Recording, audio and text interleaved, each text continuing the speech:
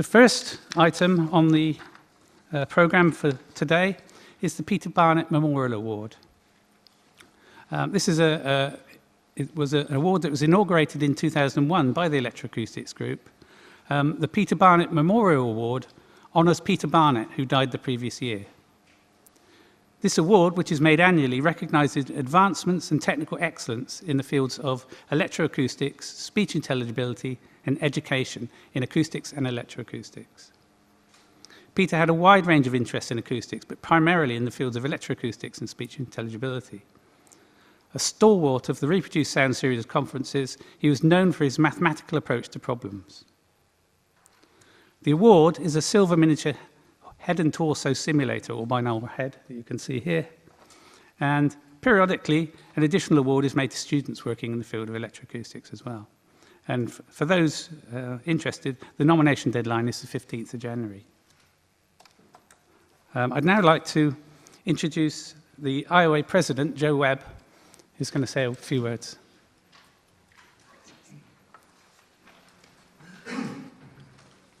This year's Peter Barnett Memorial Award is presented to Dr. Floyd Toole, and if I may, I'd just like to read the citation for Floyd. Dr. Floyd Toole is a rare breed of engineer-scientist. His depth of knowledge in electroacoustic design, theory, statistics, psychoacoustics, acoustics, and audio systems is profound. His life's work has unified and documented these areas of science in a cohesive way that provides a definitive reference for future generations. In 1996, he was awarded the Audio Engineering Society Silver Medal for significant developments in the subjective and objective evaluation of audio devices, which was followed in 2013 with an AES Gold Medal. His citation provides a succinct précis of his life's work in recognition for outstanding contributions to theory, practice and international standards in the area of subjective and objective evaluation of loudspeakers in rooms. After receiving his PhD at Imperial College London, Dr. Toole joined the National Research Council of Canada in 1965, where he reached the position of Senior Research Officer in the Acoustics and Signal Processing Group. From 1991 to his retirement in 2007, Dr. Toole served as Corporate Vice President Engineering in Harman International, working with companies such as JBL, Infinity, and Harman Kardon. He also directed the Harman Research and Development Group, a central resource for technology development and subjective measurements in support of product design and manufacturing. He retired from Harman in 2007.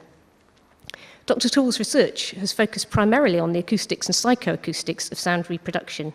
Most notably, he established methods for subjective and objective evaluations, which have been used to clarify the relationships between technical measurements of loudspeakers and listeners' perceptions. This work was directed to improving engineering measurements, objectives for loudspeaker design and production control, and techniques for reducing variability at the loudspeaker room listener interface.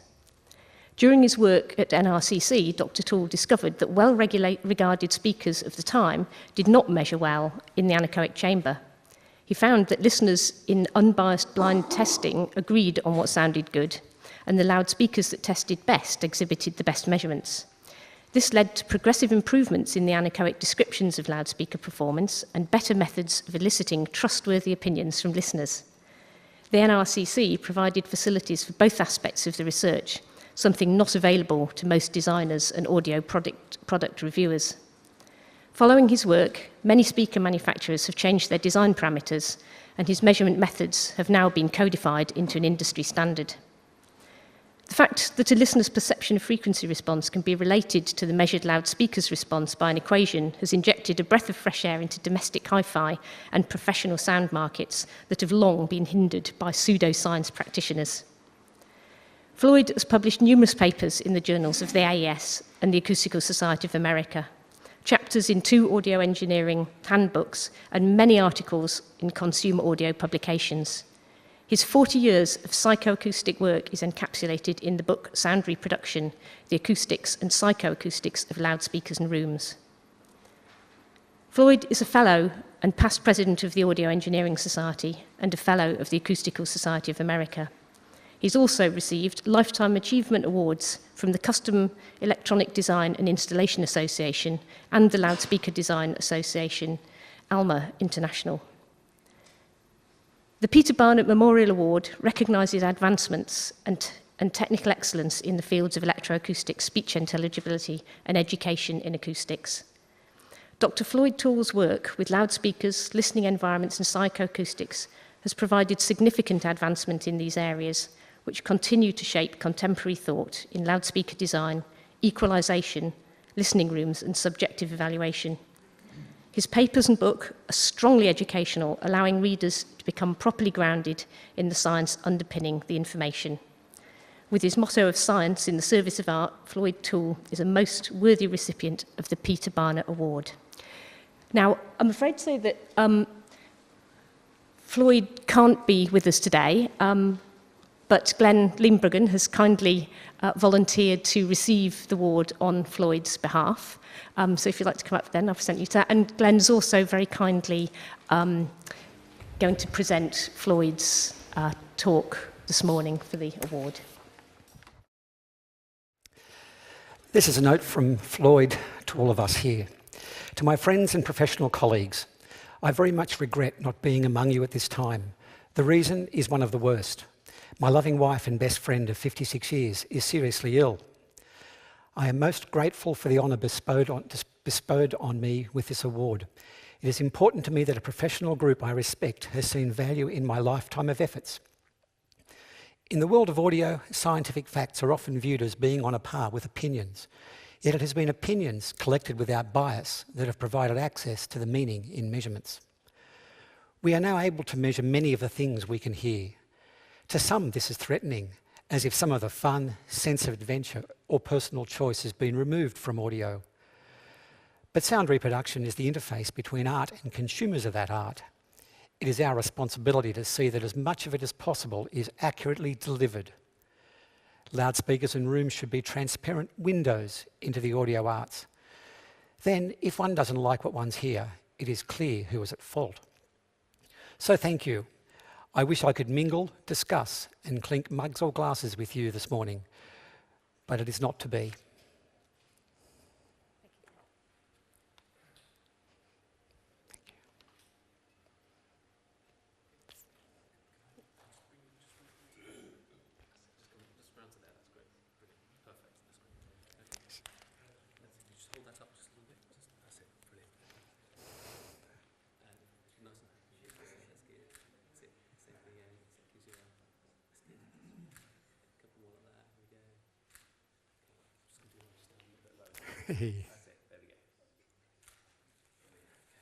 Thank you. Thanks very much. Thank you, Joe. Thank you.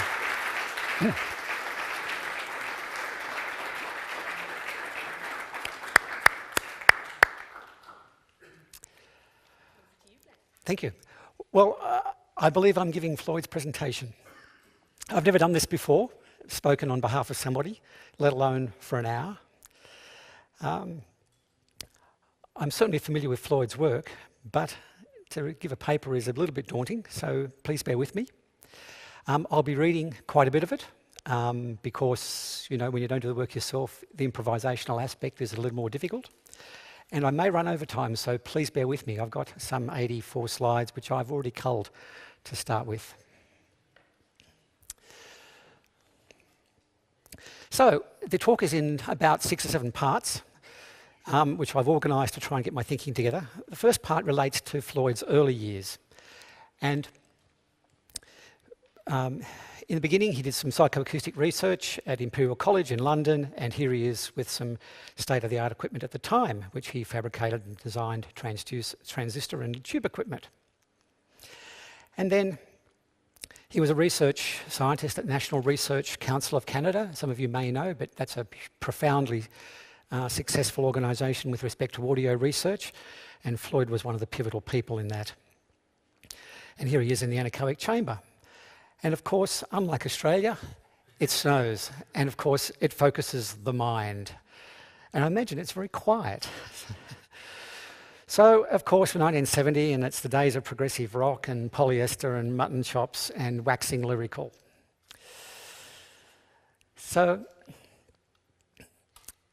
And here is a slide of Floyd measuring the considerable limitations of LPs as an audio source, and we can see 2 tone arms for comparisons and a whole bunch of test equipment.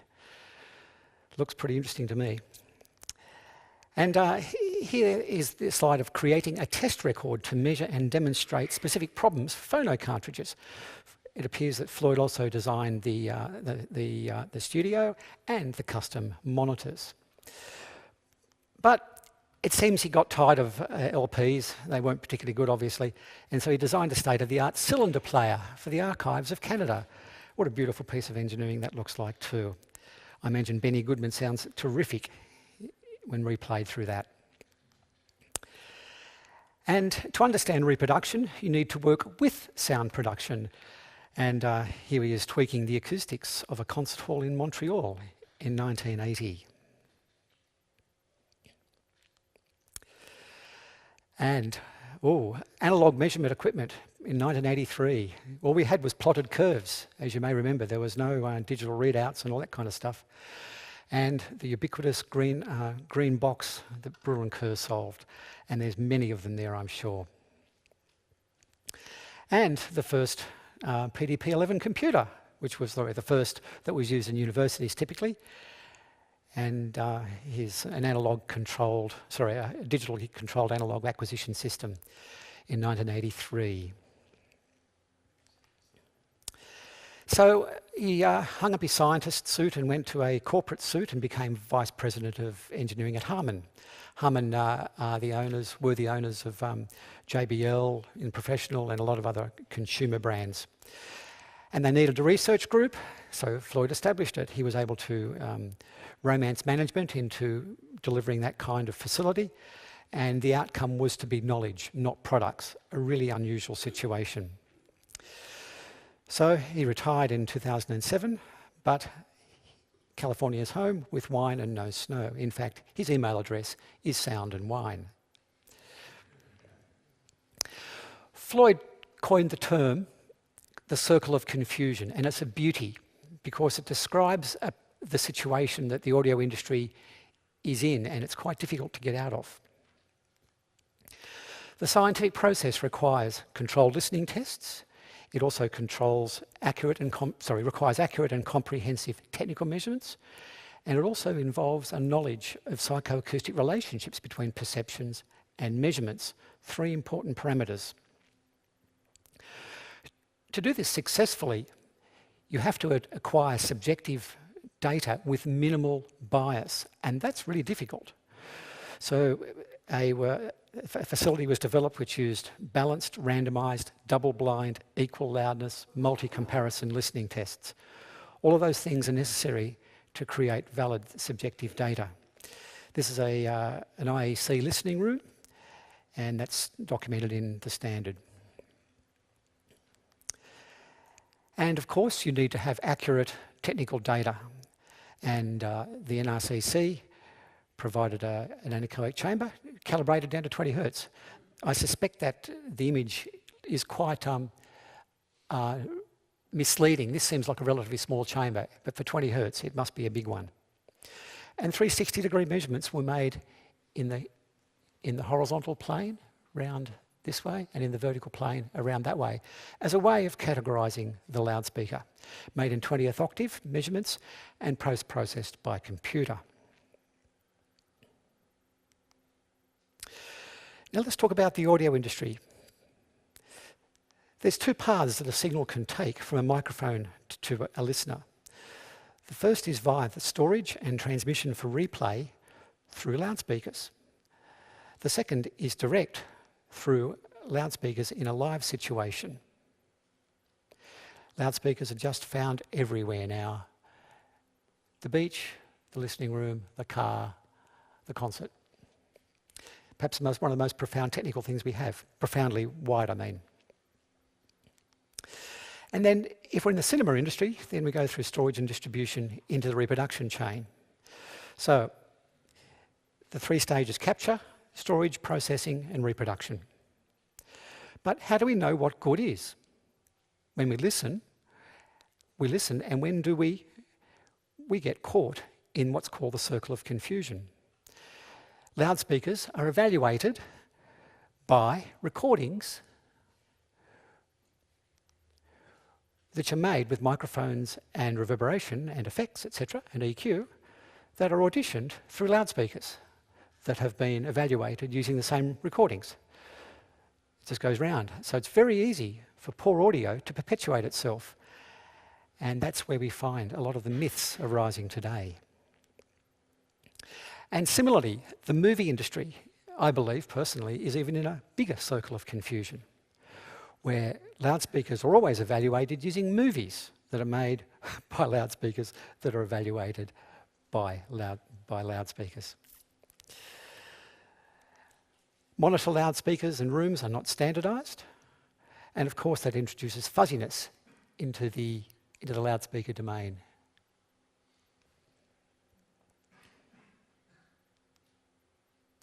And of course that makes recordings being variable. It also makes movies being variable. And so it's a serious problem for subjective evaluations and the consuming public.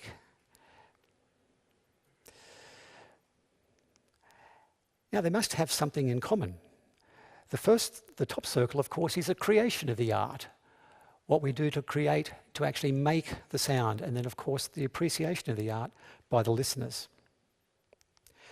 So to preserve the art, we really should have similar sounds, so that people who are manufacturing equipment or creating content actually get to listen to it in a way that we as consumers can listen to it.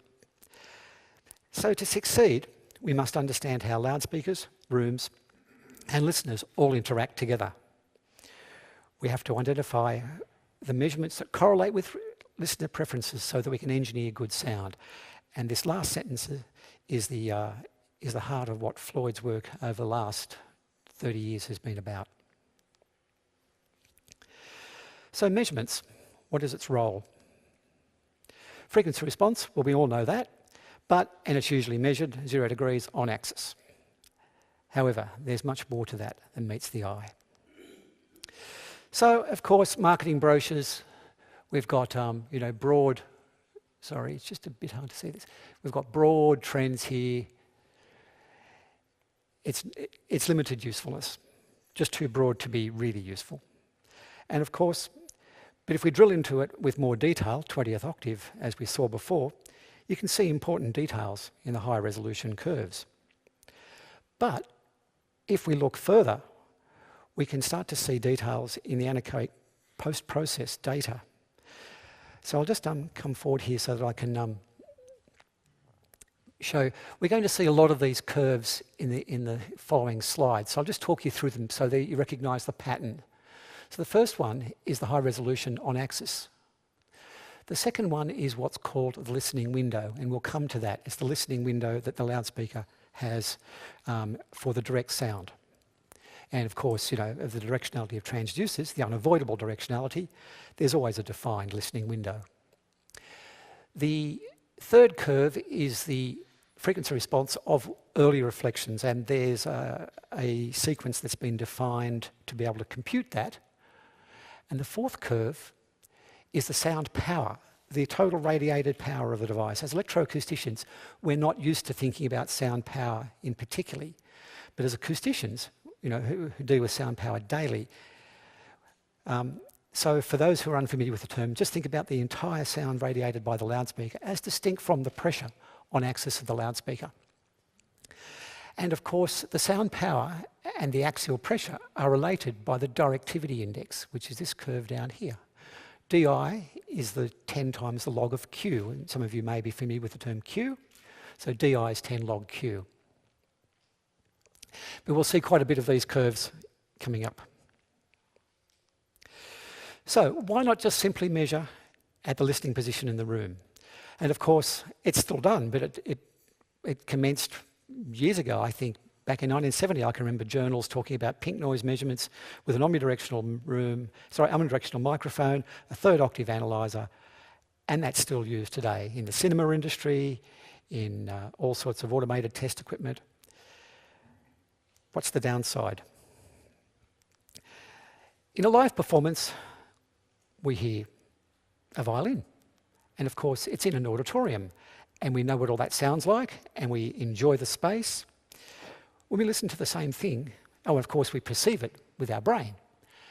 But when we listen through a loudspeaker, we're getting a representation of a violin in a listening room with a number of positions relative to the loudspeakers, and we perceive that.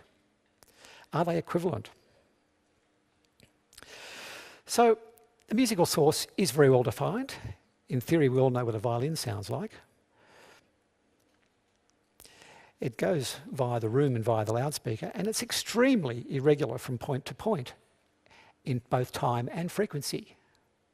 So that's a really fuzzy area. And perceived sound, well, it's very well defined. We know what we think it sounds like a violin. So there's a real paradox here. And the common experience gives us the key to understanding the problem and the way to solve it, this fuzzy point in the middle. And Art Bernard evidently coined that paradox.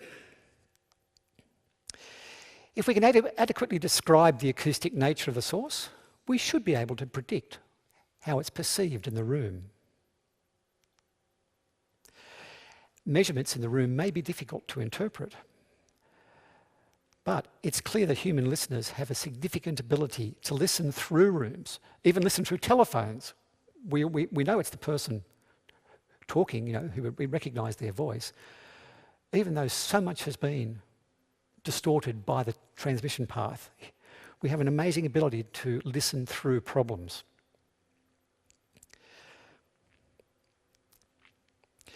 So our two ears and brain constitute a complex binaural hearing process which can perceive sound quality, accuracy, and combination of timbre and spatial contributions. And of course, spatial and timbral effects are different for reflected sounds that come at you from different directions. It's a very complex process going on. The steady state room curve, in other words, you put sound in, you wait for it to settle down, you measure it with an analyzer. It's of course blind to the angle of incidence at the sound at the microphone and of course the time of arrival. And the steady state room curve of course is measured with an omnidirectional microphone. So we do need more and better data.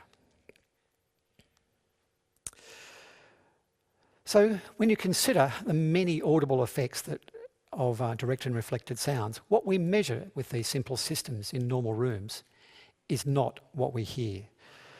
So a microphone, an analyzer, in a simple analyzer, does not equal what we perceive with the two hemispheres of our brain. No single curve can describe the sound of a loudspeaker because we listen in reflective spaces. We do not listen in anechoic chambers. So of course, we must measure all sounds radiating from the loudspeaker. And you can see here, of course, we've got the direct sound and the early reflections. So let's look at the sound field components. The first is the direct sound, the first to arrive, the sweet spot, and of course the listening window represents how far you can be over here before the sound starts to degrade due to the directionality of the transducers.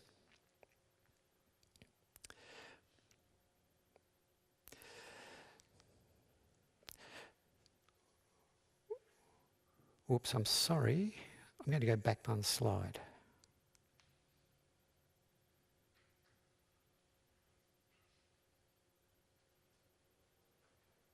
Okay, sorry. This is a tiny part of the total energy that we hear in the room, and its effect on sound quality, timbre, is significant, but certainly not the whole story. We're talking direct field here. However, it has a special importance for sound localization, our perception of direction. If the loudspeakers are very directional, it's important to aim them at the listening position. If they have uniformly wide dispersion, the aiming is not so critical. So, to be safe, though it is not a bad idea to start to give the loudspeakers the best chance to sound good, aim them at the listening position. So, early reflections and the first bounce. In small rooms, these are very important. I'm reading from Floyd's notes here. Not only are they significant in terms of acoustical energy arriving at the listening position, but they occur soon after the direct sound and therefore acquire special importance in both good and bad terms, depending upon listener priorities and specific geometry. In measurements, we need to know the horizontal and vertical angles corresponding to wall, ceiling and floor reflections in typical listening rooms. To this end, there exists some survey data from real home installations that gives us guidance about the specific off angles that are most relevant. And of course, late reflections comes everything else. In measurement terms, we approximate this with a measurement of what is called sound power, an energy sum of all sounds radiated in all directions from the loudspeaker.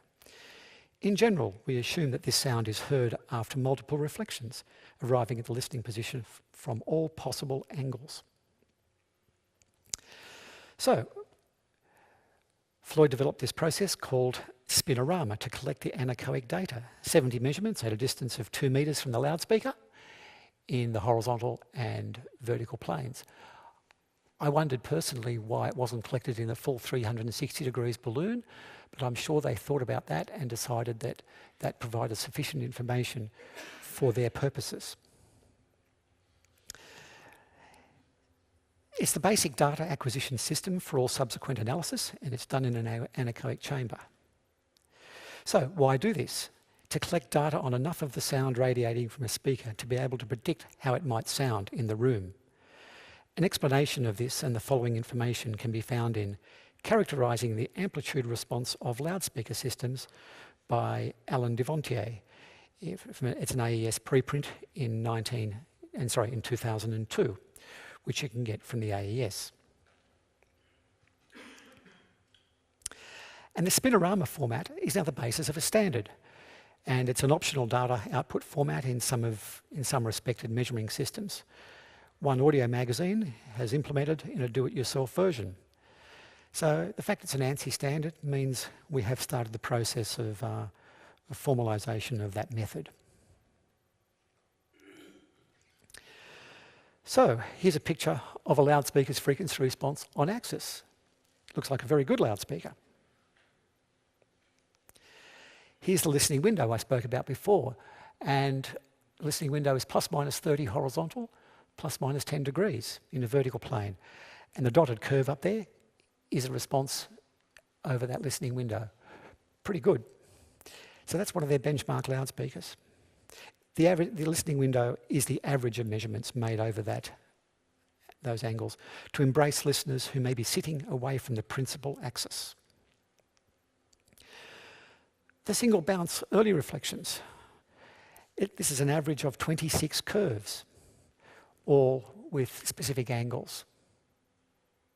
And of course, the response of the first bounce, first reflection,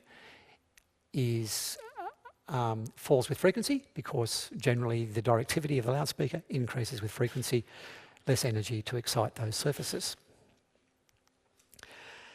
Many typical home theatre setups were measured to determine which off-axis sounds contributed to single bounce early reflections. And you can see a number of angles that were selected there for that analysis. This is an example of typical reflection angles ranging from 9 degrees through to 60 degrees. And the total sound output in all directions. So the total radiated power produces a steady state recurve looking like that when measured at this range of listening positions. And the difference between the on-axis response up here, the top one, and the sound power represents the directivity of the loudspeaker. DI, of course, is a measure of sound dispersion. So what is the role of the directivity index?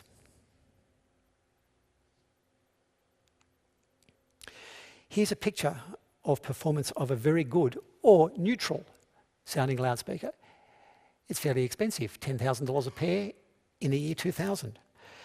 And we can see it's the same curve. We've got a very flat on-axis response, a bit of a directivity that rises with frequency, a bit of a non-linear, non-smooth transition here. That's clearly the crossover between the low-frequency drivers and the high-frequency tweeter. and then the tweeter becomes more omnidirectional, and then it becomes more directional as frequency rises. But that's a good loudspeaker. It sounded evidently neutral. We wouldn't be far along in describing these measurements if it didn't mean something. For decades, audio people have been shown typically an on-axis frequency response at most, or simply a statement of frequency range and a tolerance. We know the latter is not particularly useful, and we suspect that the former is not enough information. It is certainly not enough information if, as happened, the curve was drawn by an artist in the marketing department, not a measuring instrument in the engineering lab. What we are looking for, we think, is a good on-axis curve and a strong family resemblance among the top set of curves, indicating that all of the sounds arrive at a listener's ears in the room. They might have a similar sound and all sound similarly good. I need to scroll down here. The directivity index measures are a confirmation that the loudspeaker does not have a radical fluctuation in the way that the sound radiates at different frequency.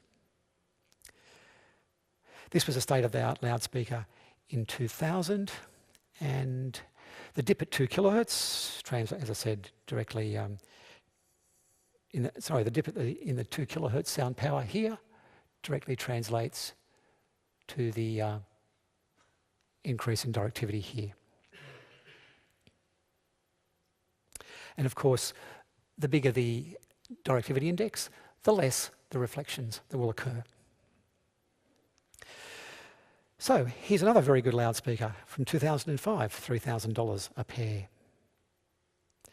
And we see similar trends. We've got a smooth directivity. We've still got our same little bump here. Our listening window's still pretty good, not quite as good. And it's just hard to see. The audio reflections are still quite flat, and the sound power is still relatively smooth.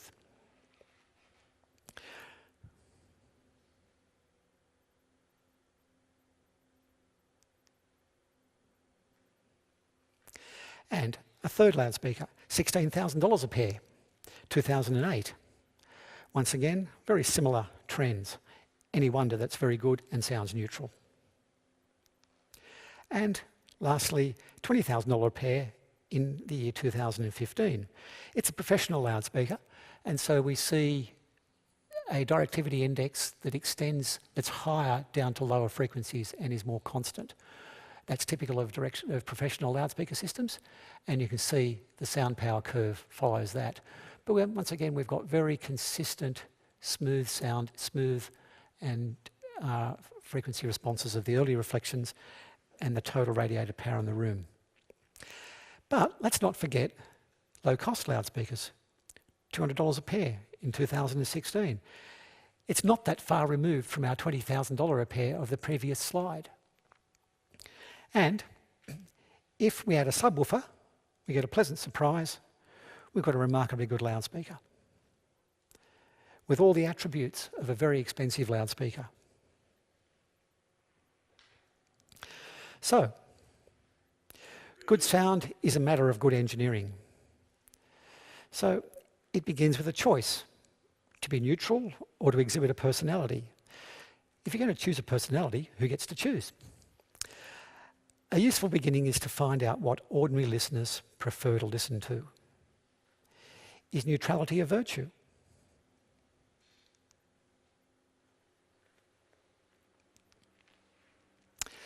So, they did some tests. 4 high-end loudspeakers, all loudspeakers costing more than $10,000 a pair. All of them had received critical acclaim from the audiophile press. A Class A loudspeaker, I'm not quite sure what that means, Loudspeaker of the Year, Editor's Choice, and something from Cover Photos. So I'm not sure what they actually mean. But they're all clearly expensive and highly regarded. But there were some winners and some losers. 350 listeners, that's a serious number of people. Everything from trained to untrained listeners were involved in this test, I believe. And all groups agreed with this result. quite a significant range. We've got 2 loudspeakers that are quite similar in their rating and 2 that are quite disparate and much lower. So there's the same curved, different labels. What information do we need to anticipate this result? So here's the manufacturer's specification. This is the first one, 28 to 22, 32 hertz to 28 kilohertz. Wow, plus minus 3. This one's a little more tied down. They actually choose to give a tolerance. That's quite nice. 24 hertz to 18 kilohertz, plus or minus 1.5 dB. So these ones perhaps have a little bit more meaning. A 3 dB tolerance, plus or minus 3 dB tolerance range, total of 6 dB, guarantees nothing in terms of sound quality. Plus minus 1.5 dB is a good place to start. I'll just put an aside here that a part of Floyd's work that I'm not going to talk about was perceptions of tonal imbalances. And one of his conclusions was that a very low Q or small slope rise of a very small amount that spanned a wide bandwidth was very audible and had the same audibility as something that was a much narrower and but higher peak in the response. So our ear has this ability to listen to wide band sound and understand its tonal balance, and it has a significant perceptual difference compared to a perfectly flat response. So in that context, a 6 dB plus 3 to minus 3 range over the whole audio bandwidth, if it occurs over a wide band, will be highly audible. And yet the industry has accepted ever since the dark ages that plus or minus 3 dB was all you needed to do. But of course, all of these describe the on-axis performance of the direct sound. It tells us nothing about the reflective sound in a room. So let's look at the loudspeakers. Brand M had the lowest rating. I'll show these in more detail later. Here's the curves we spoke about. Direct, early listening window, early reflections, sound power, directivity index. Don't worry about that curve there. The next best one, slightly better, not particularly nice in this early reflections. However, it's partly accompanied by an axial problem. Our 2 star performers, much flatter. Bit of a problem in this area here, but nevertheless much more controlled here. And our slightly better performer is even better in this area up here. So looking in more detail, Brand I was one of the winners. You can see it in more detail. Brand R, one of the winners. Brand B and Brand M. I just don't understand how this can be highly regarded. And we know that the measurements are not faulty because it would have been the same process that produced that. That's just the power of marketing, I'm going to suggest. It's a fascinating display of how marketing can be much more important than science. One thing I meant to add from before was that the listening window, it's a spatial, sorry, not the listening window, the early reflections. It's actually a spatial measurement where you take over the listening area a whole bunch of measurements and you get the average. One of the beauties of that is that the averaging process removes a whole lot of the comb filter effects that are unavoidable, that are evident at a particular location. It can be a floor bounce, can be a ceiling bounce, but they're there. Are they audible? Not necessarily. And the averaging process smooths those out, so you get to see the overall trend. So it's a very useful process to actually get rid of information that can be confusing and doesn't necessarily reflect what you hear. So to look at our slide again, quite powerful visual correlation.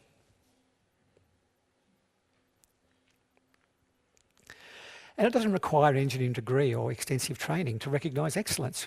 Remember, some of those listeners were in fact untrained. And to be provocative, there's actually more information on a tyre. I don't know whether any of you have ever read petrol heads and read your tyres. Occasionally I read mine, and there's a lot of stuff on them.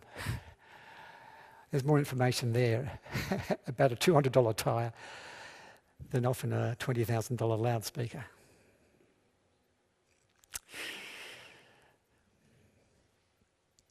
So,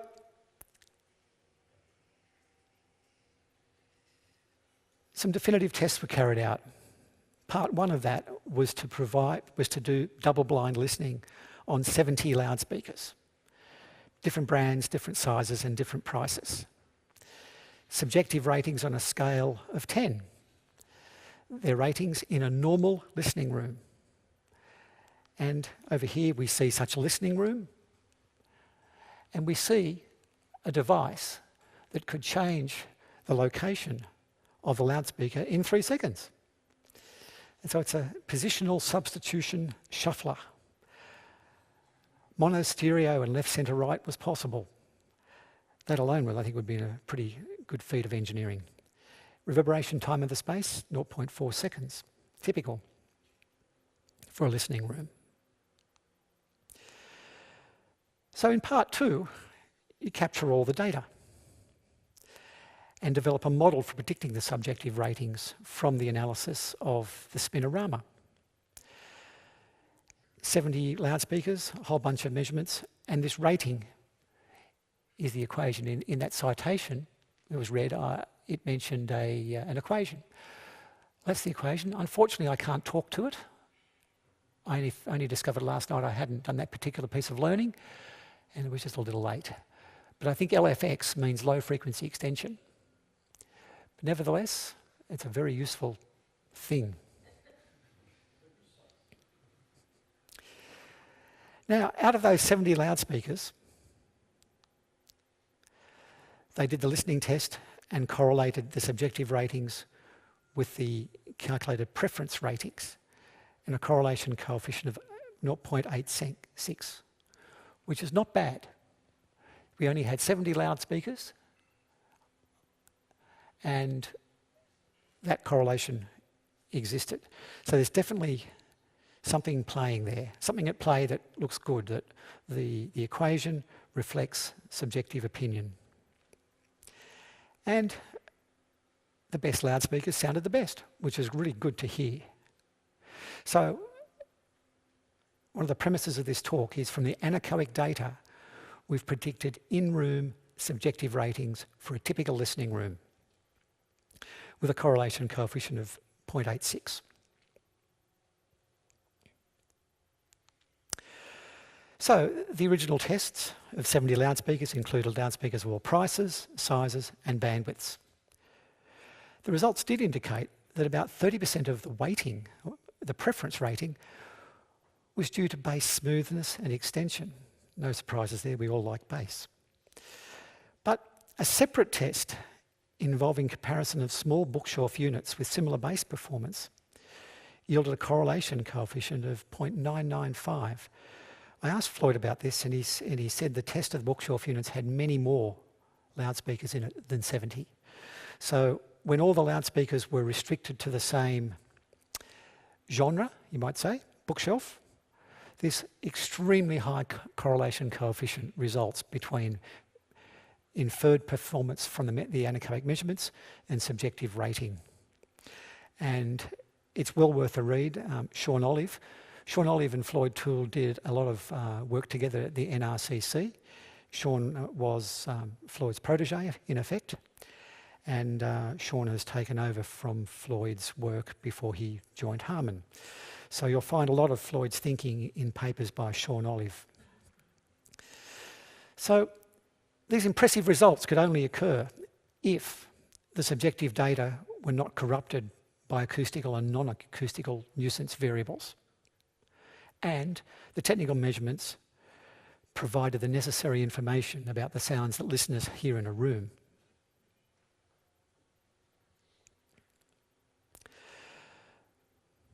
So what does Olive's predictive algorithm tell us about loudspeakers? First of all, for music, a smooth, flat, on-axis listening window direct sound is preferred. That's really good to hear. In other words, so all loudspeaker designers need to make a fantastic frequency response and a really consistent listening window. And smooth on and off-axis curves, the absence of resonances, yield higher scores. The directivity index should be smooth and relatively constant. Now, these last 2 points are actually linked. For a smooth on-axis curve, the DI has to be smooth. With these days, with modern digital signal processing techniques, it's very easy to get a flat on-axis response. It's much harder to get a smooth and controlled directivity index because that involves transducer design, placement, diffraction effects, so many factors to get right that aren't EQable. Spatial averaging of measurements separates resonances that are bad from acoustical interference, not necessarily bad. So a resonance in a loudspeaker will appear in each of the measurements at each listening position. But if it's due to a comb filtering effect, that's due to a floor bounce, a ceiling bounce, that of course will change with measurement position. And 1/20th octave data yields better correlations to the subjective domain than 1/3 octave data. The conclusion is fine details are audible. And as I mentioned before, bass performance accounts for about 30% of the factor.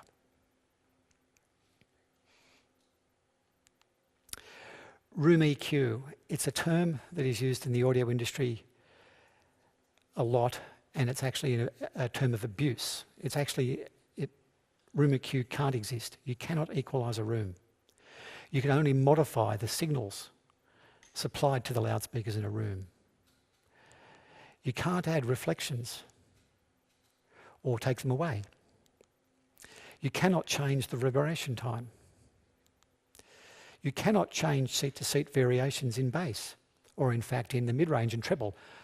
The bass, of course, is due to reflection effects, room modal effects, image source effects, and HF, of course, due to directivity of transducers.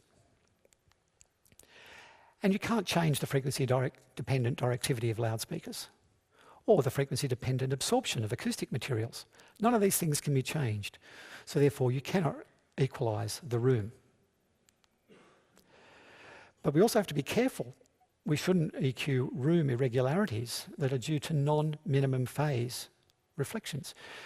For those of you who are unfamiliar with the term minimum phase, it's a term that comes from the mathematics of signal processing and relates to any amplitude. I'll start again. In the analog domain, you have a filter, and has a certain shape, and there's in the amplitude domain, and then there's an associated phase shape in the delay domain, and the shape of the phase response and the amplitude response are integrally related. It's a minimum phase system, and they're related by a thing called the Hilbert transform.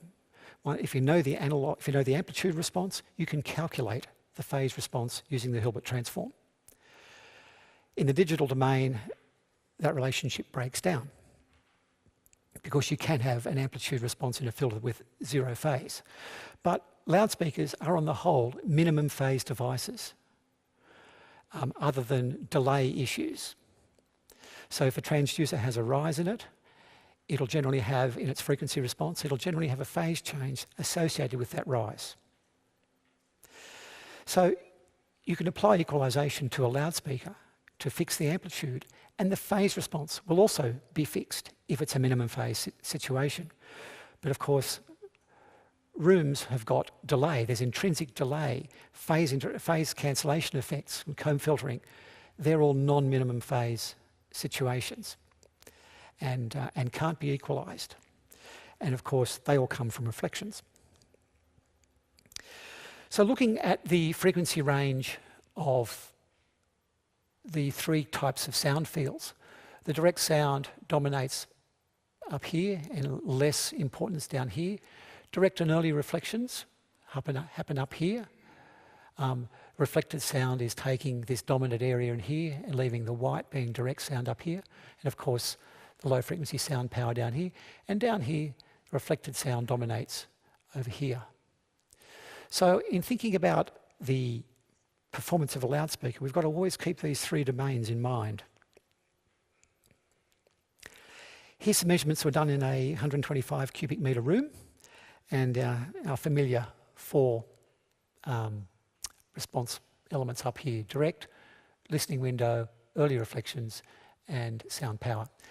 There's two curves here.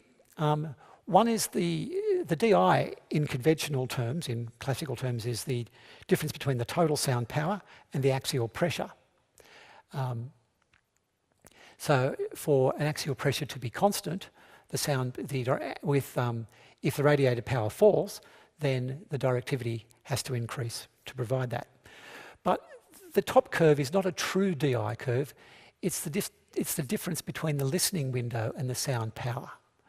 The second curve here is the difference between the early reflections and the sound power.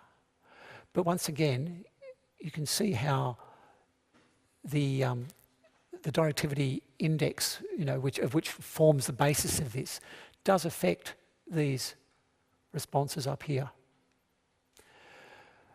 This response, from Floyd's perspective, in a 6-seed average, is almost as good as it could get. I would imagine that if this directivity issue was solved here, this response would be flatter through here, and it would be probably almost as good as you could get. But what's interesting is this flat axial pressure curve has turned into this as a steady state listening area curve.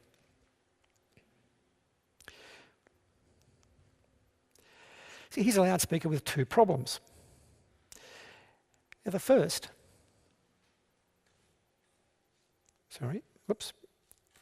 the first is the frequency response.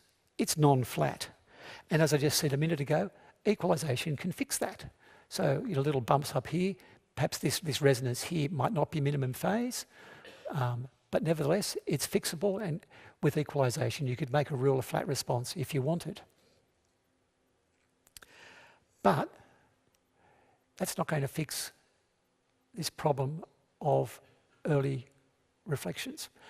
One thing I should also add from my memory of Floyd's work is that I believe he found that we like, as listeners, to hear reflections that are broadband. So if we're going to have a reflection off a side wall, make it full range. Just don't suck out the high frequencies, give you the low frequencies or the mid-range off the wall. We like to listen to full range sound, full frequency response. So to have a reflected sound field that is missing this part of the energy from that particular piece of work will be deemed audible. Oh. It's a bright green laser, and that's really hopeless. Hey, that's a lot better, isn't it? Whew. Okay, now I've got to juggle my hands. Okay. The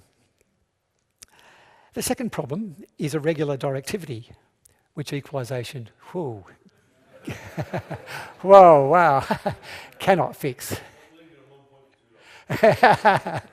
And no heckling from the audience. And of course, the measurements, the steady state measurements in the room. Not a nice loudspeaker. Got some real problems here. This directivity bump here, you see it here. And but just getting an axial response, you wouldn't see these problems. So, and to look at this curve here, if that was what you measure, you wouldn't quite know where to start to fix it, because you measure the on-axis and you'd see this. That doesn't have a lot of relationship to that, unless you start to drill deeper and you do the measurements of the early arriving sound field. So what you need to do this is good anechoic data. So good loudspeakers generate good steady-state room curves. So here's 6 subjectively highly rated loudspeakers. Here's a direct sound and the listening window from those spinorama measurements, pretty flat, with my, probably looks like plus or minus 1.5 to 2 dB through here. And then from the methodology that Floyd developed, you can then estimate using the anechoic data and the angles of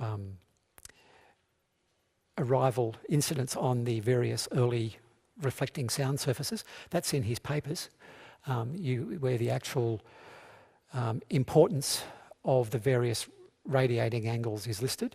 So you take those in, and then you can estimate the steady state room curve based upon the anechoic spinorama data.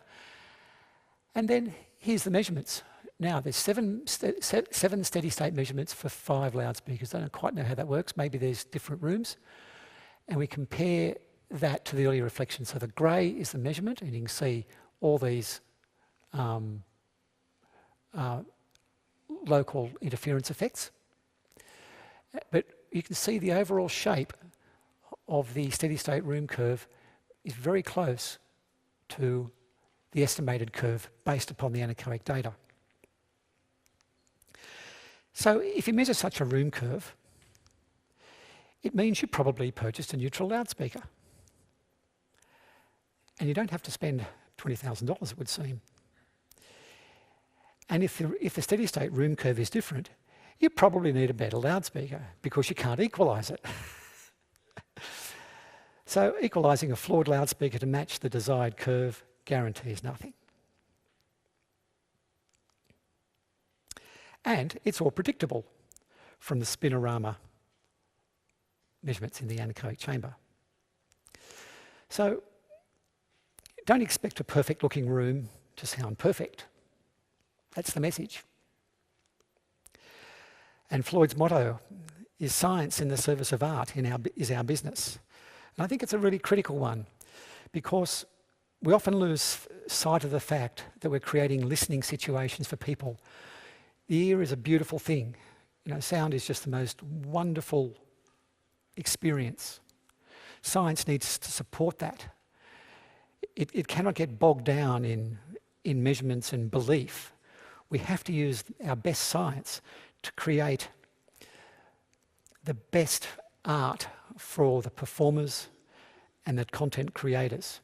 Good sound is our product.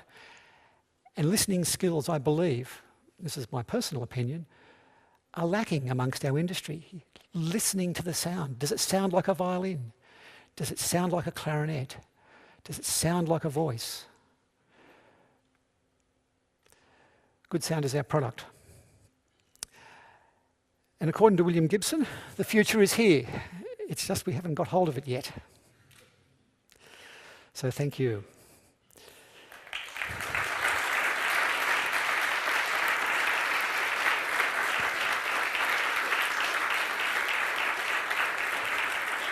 Thank you.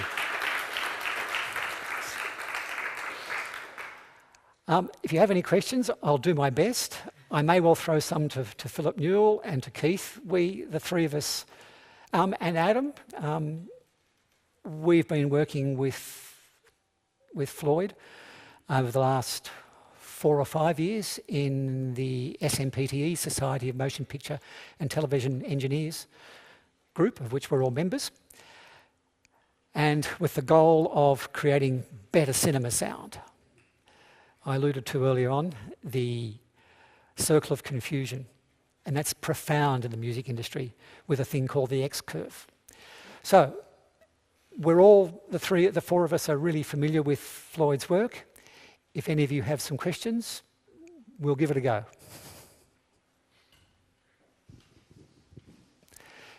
Yes, Wolfgang. I have only a comment to the spinorama. If I right understood, then it is only measured in 2 domains. That has, of course, some problems in the domains between. He did speak about 360 degree, but then only 2 domains. Yeah. Then it was for me a little bit a contradiction. To get a full overview, we know it from our data for software programs, that we have a full balloon everywhere, even 5 degree, a lot of measurements. But for home speakers, maybe he is speaking about only about the 2 domains, but this is a little bit questionable with the 2 domains. Well, that point crossed my mind as I was preparing for this, and I didn't ask Floyd that question. I'm going to guess what an answer might be, and part of it relates to one of the facilities in the software that you prepared, EASE, where given horizontal and vertical data, you extrapolate and estimate the full 360-degree balloon.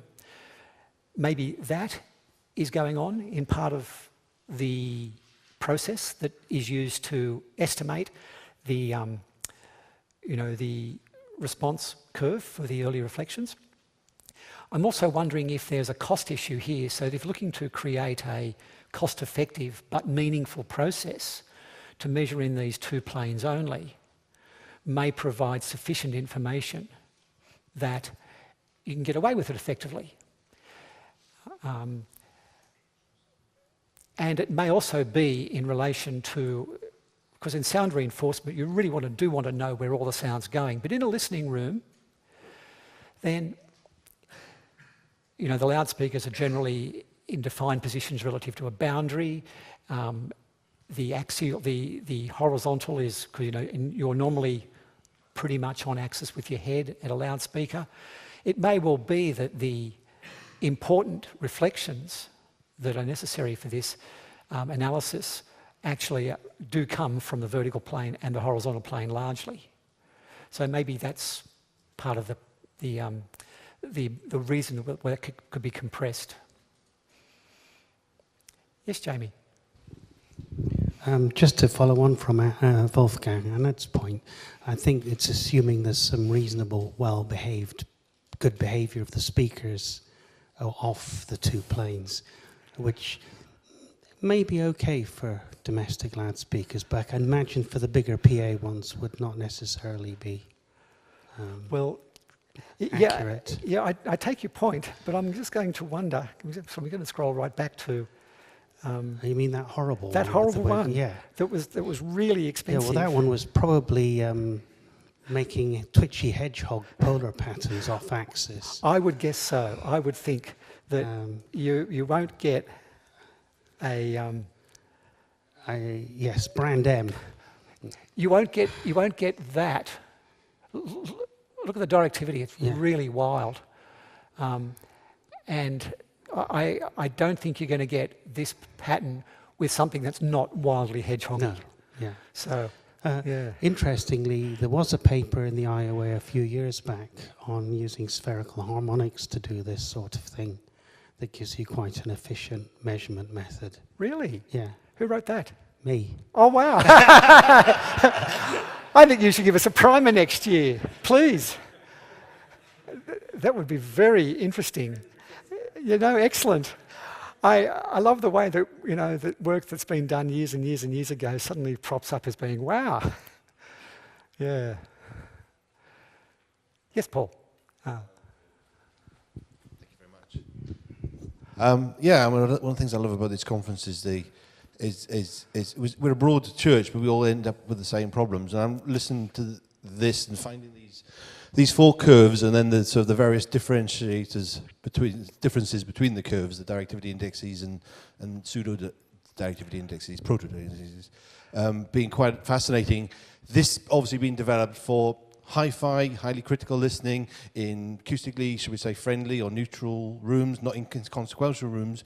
And I'm thinking all of this is entirely relevant to the situations we get involved in, where we've got very unfriendly acoustic environments. We're still extremely interested in trying to control our directivity somewhat precisely to the coverage pattern, but trying to make that happen from wavelengths from 50 mil to 4 meters, and clearly not knowing we're going to fail somewhere. This, when we're looking at our directivity index, it opens up the dimensions. When we're looking at our opening and new sort of notional coverage area, the dimension of frequency, how that varies with band is missed out at that point until you run a full model.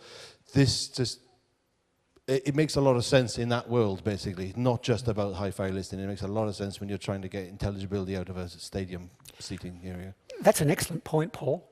And personally, I work with sound reinforcement, not hi-fi these days. But I think one of the really interesting things following on from that point is that, you know, this brand R has got this listening window that's virtually identical to the axial response. Now, you know, we look at the specification for a sound reinforcement loudspeaker. We're given its beam width. It's minus 6 dB down points. That's a disaster in terms of sonic. We really should be given its 1.5 dB down points, so we know that we're going to get this, and then we can start to do some thinking about the early reflections, you know, which will be there. Yeah. We can't avoid those. So I think it's highly relevant. You know, the messages that come with this can be morphed into our domain of sound reinforcement. Absolutely. And yeah, excellent point. Thank you. Yeah. Yes, Mark.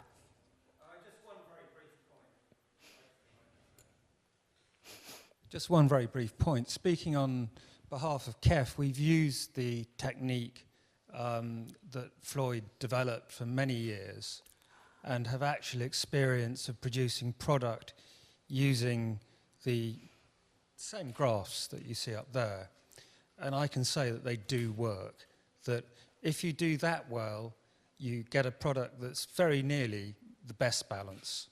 And when you try and tune it subjectively, you only make very small changes. Of course, it doesn't show everything. It doesn't show distortion. It doesn't show time domain effects. Group delay can be a deal. And I think really it works as well because hi-fi speakers are all fairly similar, apart from brand M, which is a big rectangular psychedelic hedgehog of a loudspeaker in terms of polar response. So it's very, very different. But it does seem to be, you know, as a sort of crude first attempt tool, it's fabulous as a way of getting to a good result. And really, Floyd's work has not been appreciated enough within the industry. So I think it's great he's getting the award here. I think it's really good, and convey my thanks back to him for his excellent work. Thank you. That's just brilliant. To have come from the chief engineer of a really high-end manufacturer to have supported the technical conclusions is just a wonderful, wonderful thing. And I think it speaks volumes to that work. So thank you, Mark. And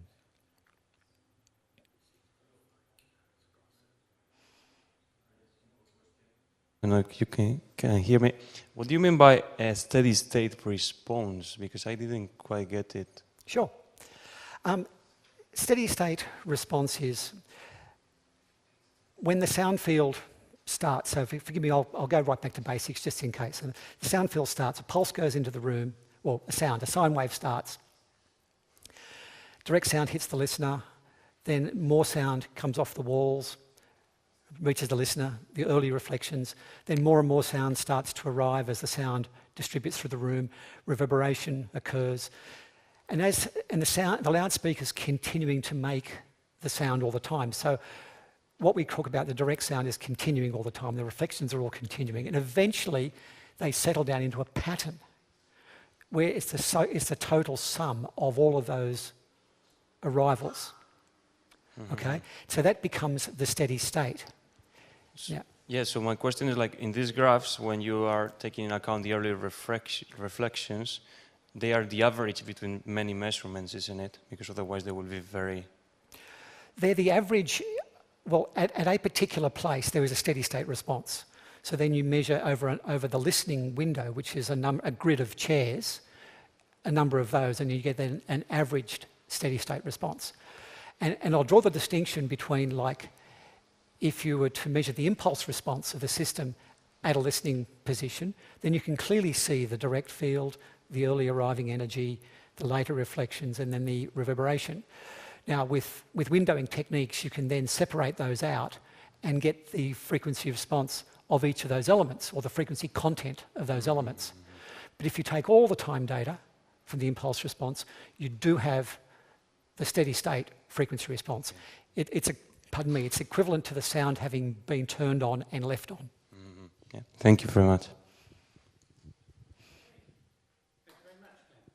Thanks, thank you.